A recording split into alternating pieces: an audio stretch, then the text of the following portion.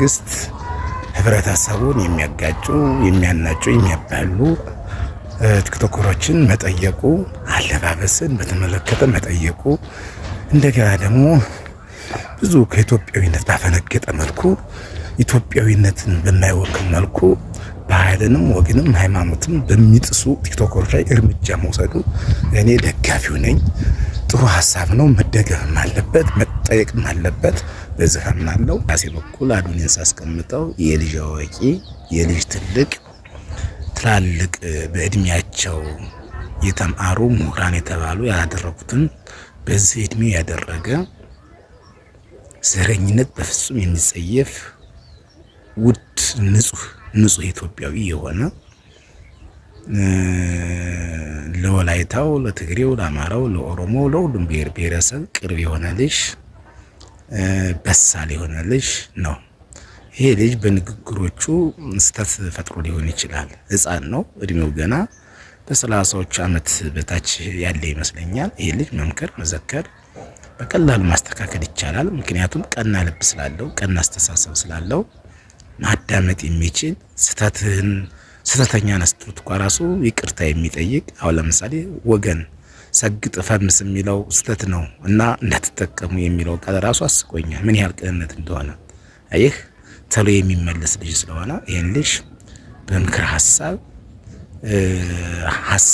ጥሩ ሀሳብ ይዞ የቀረበውን ሰው ሁሉ የሚያዳምጥ ስለሆነ የልጅ እንግዲህ ሰለሞን አርቲስት ሰለሞን ራሱ በዚህ እድሜያቸው እንግዲህ እስካሁን ድረስ ብዙ ፊልሞችን አሳይተዋል። ብዙ ለኢትዮጵያዊነት ጥረዋል፣ ወድቀዋል፣ ተነስተዋል። ማንም አላሰባቸውም፣ ማንም አልተመለከታቸውም።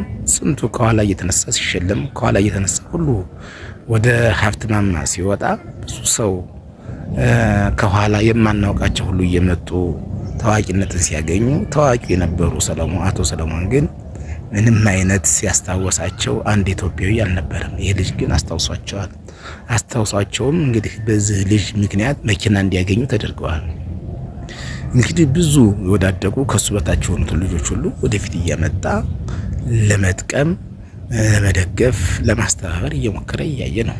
ስራዎቹ ሁሉ ገና ጀምራቸው እንጂ አልጨረሳቸውም። ስለዚህ በበጎ አድራጎት ላይ የሚሳተፍ በእስልምና እምነት ቦታ እንደ እስልምና እምነት አይደለም አይወክለኝም ሳይል ግን እንደ ኢትዮጵያዊነት በእስልምና ድርጅት ውስጥ ተገንቶ ሲያስተባብር የነበረው እስከ 8 ሚሊዮን ብር ያሰባሰበውን አይታቸዋል።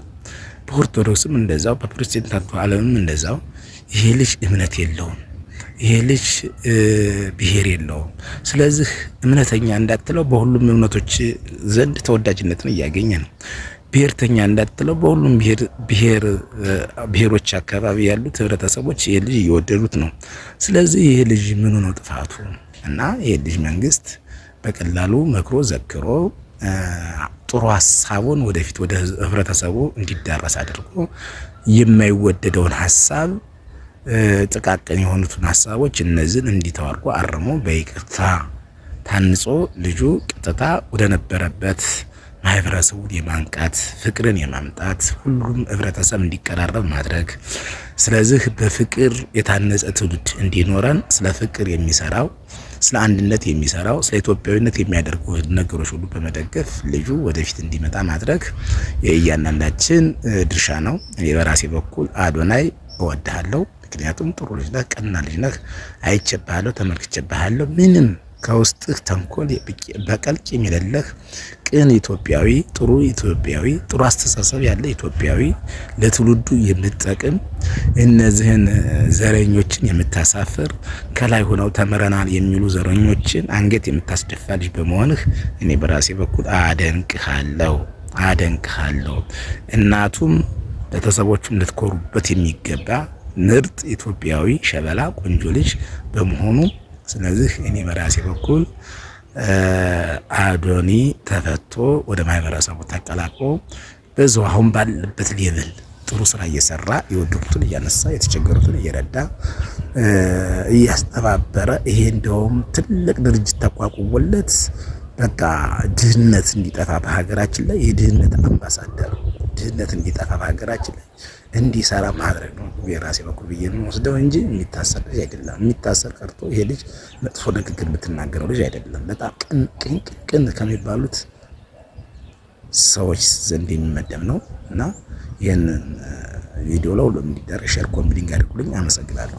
እናገረው ነገር ቢሆን መንግስት ህብረተሰቡን የሚያጋጩ የሚያናጩ የሚያባሉ ቲክቶከሮችን መጠየቁ፣ አለባበስን በተመለከተ መጠየቁ፣ እንደገና ደግሞ ብዙ ከኢትዮጵያዊነት ባፈነገጠ መልኩ ኢትዮጵያዊነትን በማይወክል መልኩ ባህልንም ወግንም ሃይማኖትም በሚጥሱ ቲክቶከሮች ላይ እርምጃ መውሰዱ እኔ ደጋፊው ነኝ።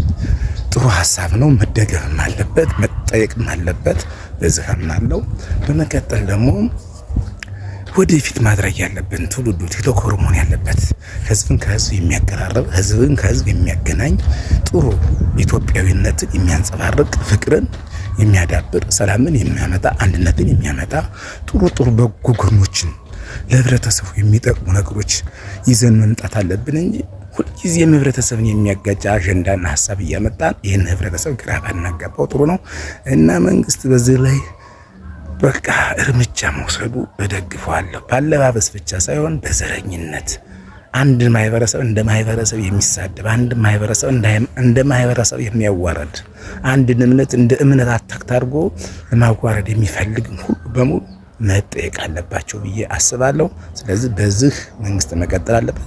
ባለባበስ ግን አዶኒ ባለባበሱ እኔ ምንም ያየሁበት እንከን የለም። እንደውም ሱፍ ብትፈልጉ ነጭ ሱፍ ብትፈልጉ ጥቁር ሱፍ ብትፈልጉ ሰማያዊ ብትፈልጉ በቃ ሽሮ አይነት ልብስ በሱፍ ዝንጥ እያለ አምባሳደር የኢትዮጵያ አምባሳደር ቢሆን ብዬ ነው የማስብ። ስለዚህ አመሰግናለሁ።